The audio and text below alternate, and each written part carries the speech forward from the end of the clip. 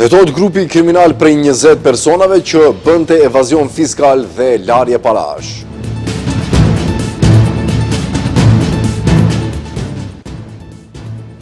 Kryeministri Christian Mickoski pa datë për takimin me Ali Ahmetin pret miratimin e ligjit për kundërvajtje.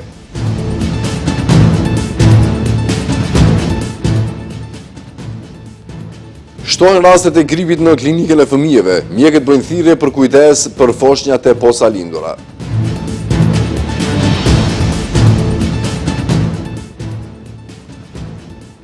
Por rritën rastet e mashtrimeve me mesazhe, Ministria e Brendshme bën thirrje për të mos shfaqur dhënat personale në adresat të dyshimta.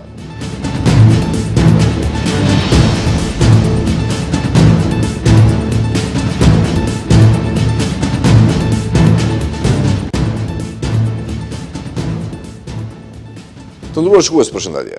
Prokuroria ka njoftuar se 20 persona pohetohen për dëmtimin e buxhetit të shtetit për rreth 4.8 milion euro. Në krye të listës është një shtetas serb, në bashkëpunim me persona të tjerë përfshirë 2 zyrtarë të lartë të drejtorisë të ardhurave publike, kanë formuar grup me qëllim kryerjen e veprave penale, evazion fiskal, mashtrim financiar, larje parash dhe keqpërdorimi i detyrës zyrtare.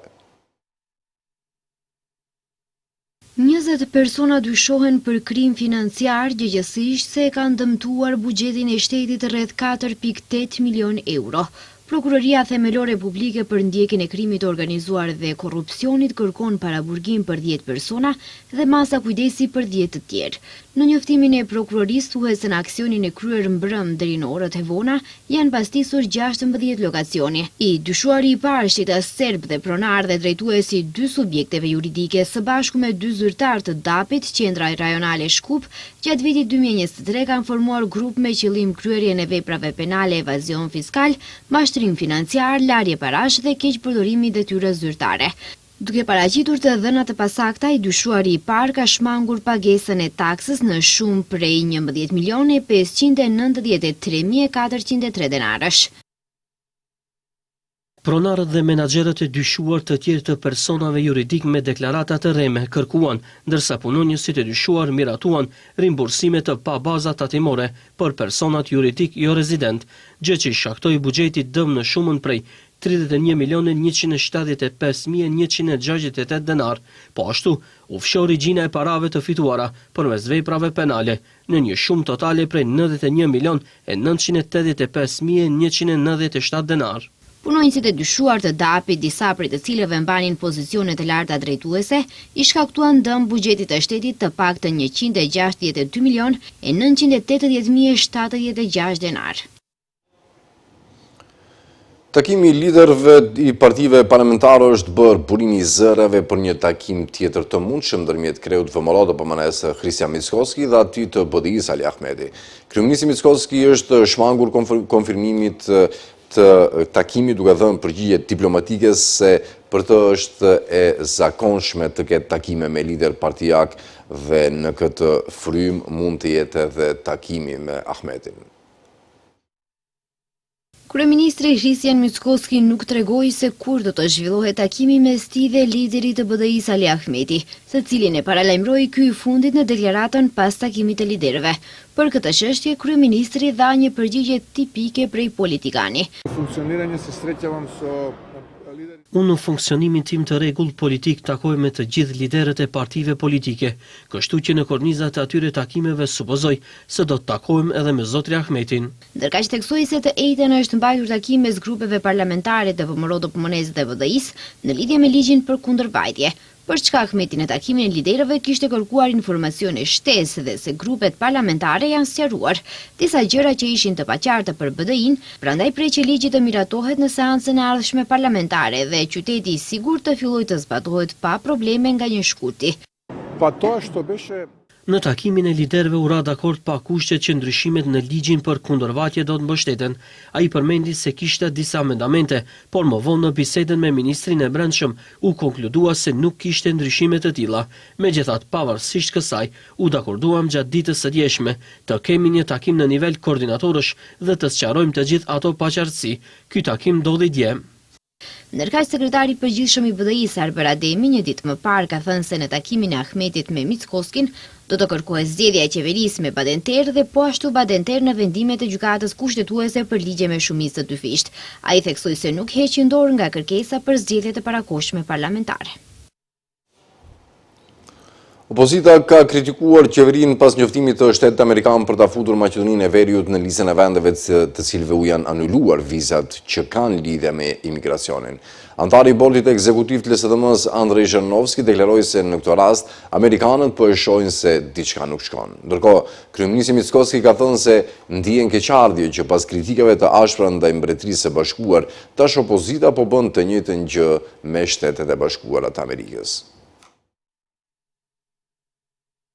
Antari i bordit ekzekutiv të LSDM-s, Andrej Zhirnovski, ka deklaruar se vendimi i SBA-s për të pezulluar përpunimin e vizave për qytetarët Maqedonas nuk është një pauzë teknike, por një sinjal politik që SBA-t po e monitorojnë nga afër situatën në Maqedoninë e Veriut. Sipas tij, amerikanët po e shohin se diçka nuk shkon. Mickoski e tejkaloi Gruevskin dhe për fat të keq e futi të gjithë vendin në listën e zezë të SBA-s. Deklaroi Zhirnovski, duke shtuar se LSDM ka treguar për një kohë të gjatë se politikat izoluese të koalicionit të tenderit VM-Rozna, por rrezikojnë partneritetin strategjik me SBA-n dhe procesin e integrimit në BE. Maqedonia po paguan çmimin për politikat e gabuara të Mickoskit që çojnë në mbyllje, në izolimin e vendit. Kjo rrit mosbesimin e qytetarëve ndaj institucioneve dhe se mungesa e perspektivave ekonomike për njerëzit po i detyron të rinj të largohen, të emigrojnë, sepse nuk shohin të ardhmen në shtëpi. Nga ana tjetër, kryeministri Hristian Mickoski tha se pret lajme të mira për qytetarët Maqedonas nga Shtetet e Bashkuara së shpejti. Dhe në këtë drejtim ai shprehu gjithashtu zhgënjim me sjelljen e opozitës. Mo vjen keq që opozita pas kritikave të saj të ashpra dhe shpërthyese ndaj Mbretërisë së Bashkuar, tani po bën të njëjtën gjë me Shtetet e Bashkuara. Kohët e fundit, kur u vendosën ato tarifa tregtare për 30 deri në 35%, të njëjtët që unë i quaj tallumi i shoqërisë në politik, nxituan të fyhen Shtetet e Bashkuara dhe nuk kërkuan falje kur norma ul në 15%. Kryeministri Mickoski sqaroi se pezullimi i vizave për 75 vende përfshirë Maqedoninë nuk përfshin vizat për viza studentore dhe turistike, por vetëm ato që lidhen me imigracionin. Në klinikën e fëmijëve në Shkup gjatë ditës ka 100 deri në 150 raste të fëmijëve të cilët kërkojnë ndihmë mjekësore, shumica e tyre kanë simptoma të gripit. Drejtori i klinikës Recep Mehmeti deklaroi se në 3 javët e fundit është shtuar dukshëm numri pacientëve me simptoma të gripit. Mehmeti ka këshilluar prindërit të kenë kujdes të shtuar, sidomos për rastet e foshnjeve të posalindura. Klinika Universitare për Sëmundje të Fëmijëve në Shkup po përballet me fluks të shtuar të pacientëve. Drejtori Recep Mehmeti deklaroi se në 3 javët e fundit është shtuar dukshëm numri i pacientëve me simptoma të gripit. Mesatarisht brenda 24 orëve kemi 100 deri 150 raste të fëmijëve të cilët kërkojnë ndihmë mjekësore. Shumica e tyre kanë simptoma të gripit. Pjesa dërmuese kanë simptoma më të lehta dhe trajtohen në mënyrë ambulatore, me rekomandimet nga stafi mjekësor i klinikës së fëmijëve. Mehmeti tha se tek fëmijët të cilët kanë komplikime do t'i pranojnë për trajtim special spitalor dhe të marrin kujdesin e duhur deri në rikuperimin e plotësishëm. Do të thonë ne këtu kemi në klinikën e fëmijëve pacientë nga mosha 1 javë, do të thonë foshnjat të posalindura deri te moshat shkollore. Sidomos foshnjat dhe fëmijët më të vegjël janë më të ndihshëm për shkak të sistemit më të dobët imunitar dhe kanë komplikime në kuptimin e sëmundjeve respiratore të traktit të poshtëm respirator, ndezje në mëshkëri, pneumoni, bronkhiolit dhe ata duhet një trajtim pak më intenziv për rikuperim. Drejtori theksoi se në rast se fëmia përcillet me temperaturë të lartë trupore, më shumë se 3-4 ditë apo paraqet vështirësi në frymarrje, ku sidomos foshnjat e posalindura të moshës deri në 1 vjet, duhet të keni kujdes dhe të merret konsultimi apo kontrolli nga mjeku specialist në mënyrë që sa më shpejt të intervenohet dhe të merret trajtimin e duhur.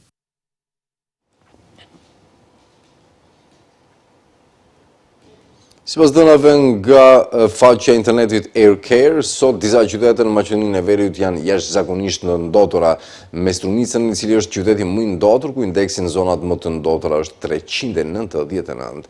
Këtë mëngjes ka një garë të barabartë për vendin e dytë, midis Kumanovës, ku indeksi ndotjes është 255 dhe Shkupit me një indeks ndotjeje prej 247. Pas tyre vinë Kavadari dhe Krusheva, ku indeksi ndotjes është përkatësisht 164 dhe 176.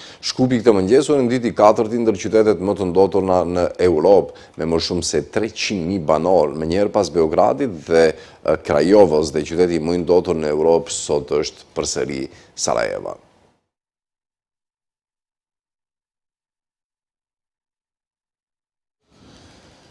Ministria e Shëndetësisë u bën thirrje mjekëve që punojnë jashtë vendit nëse shprehin interes të bashkëpunojnë me sistemin tonë shëndetësor. Për këtë arsye, Ministria tha se prej sot në faqen zyrtare të internetit është aktivizuar një modul elektronik ku mjekët mund paraqiten.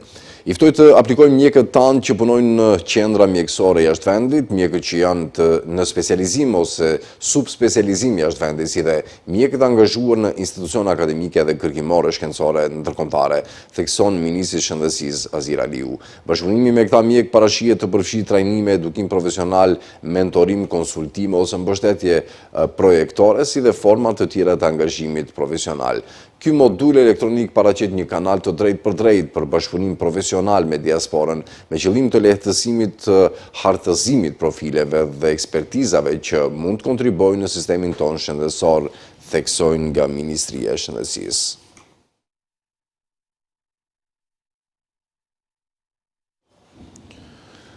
Gjithnjë më shumë qytetarë po bien viktima të mashtrimeve nëpërmjet mesazheve në internet dhe SMS-ve në telefona. Policia ka sqaruar se mesazhet zakonisht duket se vijnë nga burimet besueshme, siç janë bankat, institucionet shtetërore, kompanitë me reputacion të mirë. Ministria e Brendshme këshillon qytetarët të mos japin kurrë të dhëna personale, siç janë numrat e kartave bankare, fjalkalimet ose identifikuesit personal përmes kanaleve të paautorizuara.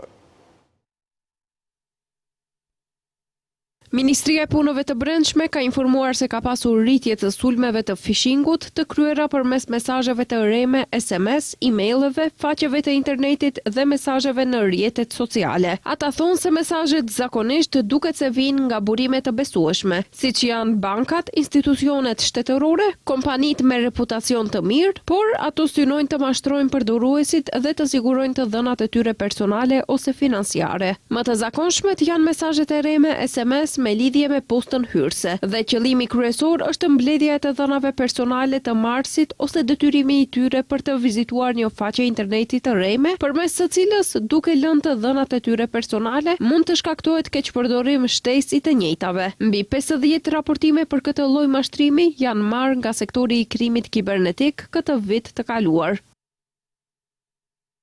U bëjmë thirrje qytetarëve të jenë të kujdesshëm kur përdorin internetin, të mos hapin lidhje dhe mesazhe të dyshimta, të mos ndajnë kurrë të dhëna personale, siç janë numrat e kartave bankare, fjalkalimet ose identifikuesit personal përmes kanaleve të paautorizuara të kontrollojnë adresën e dërguesit. Sektori i krimit kibernetik në Ministrinë e Brendshme vazhdon hetime aktive dhe marrjen e masave për zbulimin dhe sanksionimin e autorëve të këtij lloji mashtrimi.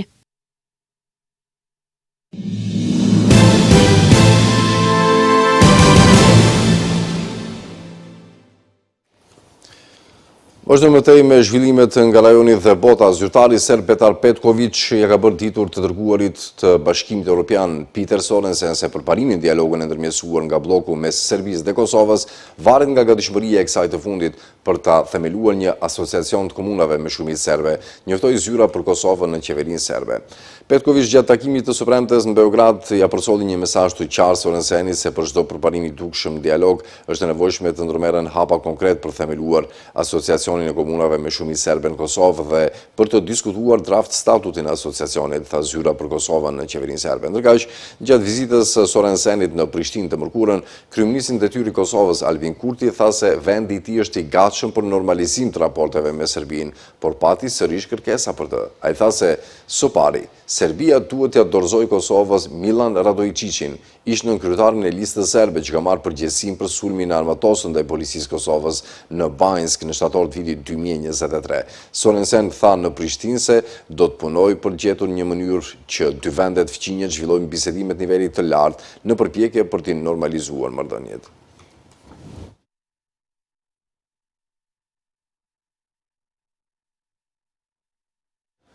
Kryeministri i Shqipërisë Edi Rama ka deklaruar se në kushtet e sotme janë të pa integrueshëm në Bashkimin Evropian sipas tij për shkak të nivelit pamjaftueshëm të sigurisë ushqimore sipas kritereve të Bashkimit Evropian.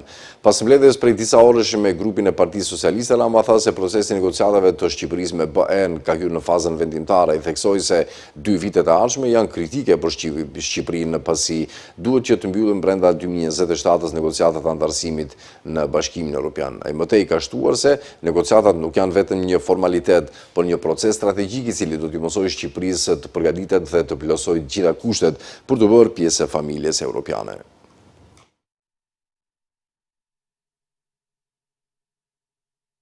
Puna që kemi përpara këtë vit është një natyre shumë të veçantë për shkak të futjes së Shqipërisë në fazën më intensive të negociatave me Bashkimin Evropian dhe për shkak të domosdoshmërisë që në një hark kohor relativisht shumë të shkurtër, prej vetëm 2 vjetësh, Shqipëria të përmbush të gjitha kushtet për të mbyllur negociatat e antarësimit. Sikundër e kemi të qartë nga plani që kemi në tryezë i dakordsuar me Komisionin Evropian dhe sikundër e kemi bërë të qartë edhe për opinionin publik.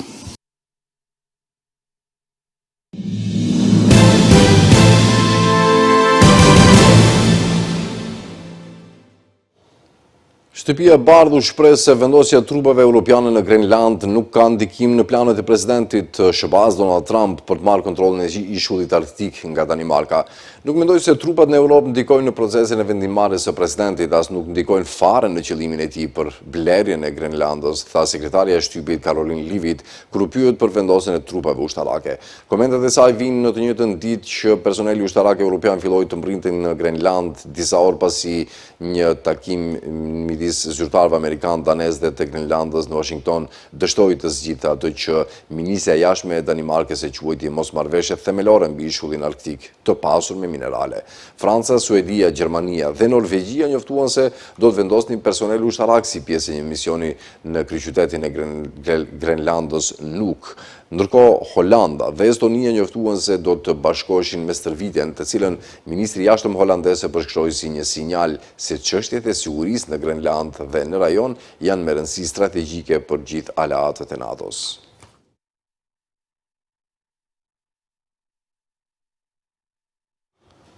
Televizioni shtetëror iranian raportoi sot se deri në 3.000 persona janë arrestuar për nxitje dyshuar të trazirave ose provokim të demonstratave në gjithë Iranin. Raporti citoi një burim sigurie që kërkoi të mos identifikojë për shkak të kufizimeve, i cili pretendoi se të arrestuarit janë përfshirë në protesta antiqeveritare, janë të lidhur me grupe terroriste ose të akuzuar për përkeqësim të ngjarjeve.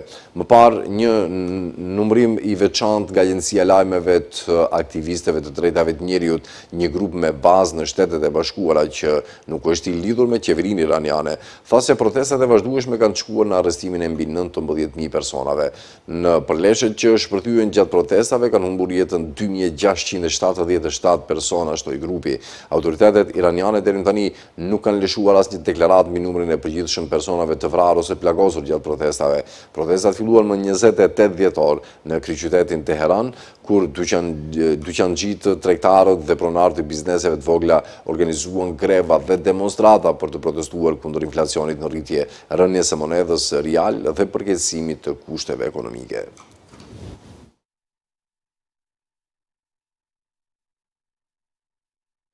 Presidenti i Shteteve të Bashkuara të Amerikës Donald Trump njoftoi të njëjtën formimin e një bordi të paqes për rripin e Gazës. Është nder i madh për mua të njoftoj se bordi i paqes është formuar. Antarët e bordit do të shpallen së shpejti, por mund të them me siguri se është bordi më i madh dhe më prestigjos i mbledhur ndonjëherë në çdo kohë, në çdo vend, shkroi Trump në Truth Social.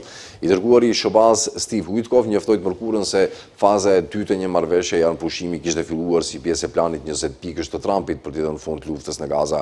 Në një postim të veçantë, Trump tha se faza tjetër e planit të tij zyrtarisht filloi.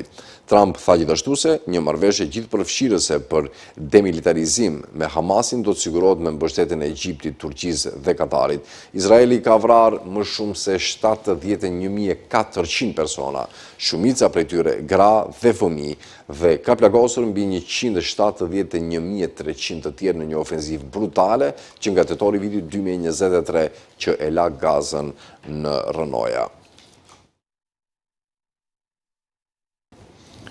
Po mbyllim këtu këtë edicion të lajmeve të ndruar shikues për të takuar sërish në orat 18:55. Mirëmbëngjes atëherë.